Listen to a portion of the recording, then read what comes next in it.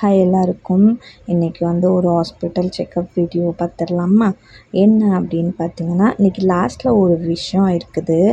நானே யோசித்தேன், என்ன எம்மிலா உன்னால் எப்படி முடியுது அப்படின்னு தான் ஒரு விஷயம் நடந்துச்சு. அதை நான் கண்டிப்பாக ஷேர் பண்ணுறேன். அண்ட் என்னோடய டெலிவரி டேட் கிட்ட நெருங்கிட்டே இருக்குது. ஆல்மோஸ்ட் 1 மந்த் கிட்ட தான் இருக்குது. 1 மந்தோட கொஞ்சம் அதிகமாக இருக்குது. பட் ஒரு பயம், ஒரு ஹாப்பினஸ், எக்ஸைட்மெண்ட் எல்லாமே இருக்குது. ஓகே, 3rd பேபிக்கு இவ்வளோ சீனா அப்படின்னு நினைப்பாங்க சிலவங்க. எதுவாக இருந்தாலும் இது என்னோடய ஃபீலிங். அது நான் எனக்கு first and 2nd baby and 3rd பேபிலையும் எனக்கு சேஞ்சஸ் இல்லை.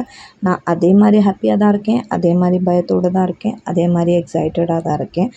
அண்ட் அது ஓகே. அண்ட் என்ன அப்படின்னு பார்த்தீங்கன்னா, இன்றைக்கி ஹாஸ்பிட்டல் போகிறதுக்கே அவ்வளோ கஷ்டமாக இருந்துச்சு. எனக்கு மும்பையில் இருந்தீங்கன்னா உங்களுக்கு தெரியும், அவ்வளோ அவ்வளோ வெயில் அடிக்கி. அண்ட் என்னோடய டைமிங், செக்கப் டைமிங் 11 to 1. ஐயோ முடியல, என்னால் உண்மைக்கு ரொம்பவே கடிச்சிட்டு இருந்துச்சு. ஸோ போனதும் செக்கப் எல்லாம் பண்ணிவிட்டு ஒரு ஷாக்கு, ப்ளட் டெஸ்ட் எடுக்கணுன்ட்டாங்க. எப்படி பேந்த முழிச்சிட்டு இருந்தேன். ஐயோ என்னடா ஊசி குத்துவாங்களே அப்படின்ட்டு. அதுக்கப்புறம் எப்படியோ ப்ளட் டெஸ்ட்டுக்கு எல்லாமே கொடுத்துட்டு அண்ட் டாக்டரையும் பார்த்துட்டு வெளியே கிளம்பிட்டேன். என்ன விஷயம் நடந்துச்சு அப்படின்னா, நான் டாக்டரை போகிறதுக்கு லைன் இருக்கும். அந்த லைனில் இருந்துகிட்ருந்தோம். எனக்கு முன்னாடி நிறையா பேஷண்ட்ஸ் இருந்தாங்க இன்றைக்கி. அப்போது ஒருத்தவங்களுக்கு ஃபர்ஸ்ட் டெலிவரி. அவங்க கேட்டாங்க, அவங்களுக்கு எத்தனாவது பேபி அப்படின்னு. நான் சொன்னேன் 3rd அப்படின்னு. 3rd அப்படின்னாங்க. நான் சொன்னேன், ஏன் எதுக்கு ஷாக் ஆகுறீங்க? இல்லை ஃபர்ஸ்ட் எனக்கு பயமாக இருக்குது ரொம்ப அப்படின்னு சொல்லிட்டு சொன்னேன்.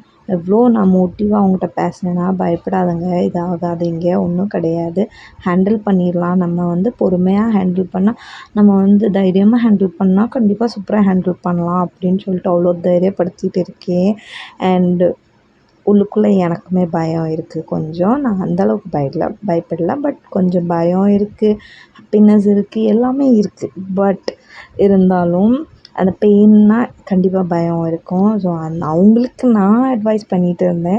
ஸோ அந்த சம்பவம் தான் நடந்துச்சு. நான் அதெல்லாம் முடிச்சுட்டு ஆட்டோவில் கிளம்பி வந்துட்டு யோசிச்சுட்டு இருந்தேன், எம்மிலா எப்படி உன்னால் மட்டும் இப்படி முடியுது அப்படின்னு நினச்சிட்டு நான் யோசிச்சுட்டு வந்தேன். சூப்பராக மோட்டிவேட் பண்ணி பேசினேன். அவங்க சொன்னாங்க, எனக்கு கொஞ்சம் தைரியம் இருக்குது நீங்கள் பேசுகிறத பார்த்தா. மற்றவங்க எல்லாருமே ஐயையோ அம்மம்மா அப்படின்னு சொல்லி பேசுவாங்க. பட் நீங்கள் நல்லா கேஷுவலாக பொறுமையாக சொல்கிறீங்க, தைரியமாக இருக்கேன், எனக்கு பிடிச்சிருக்கு, நான் தைரியமாக இருக்கேன் அப்படின்னு சொன்னாங்க.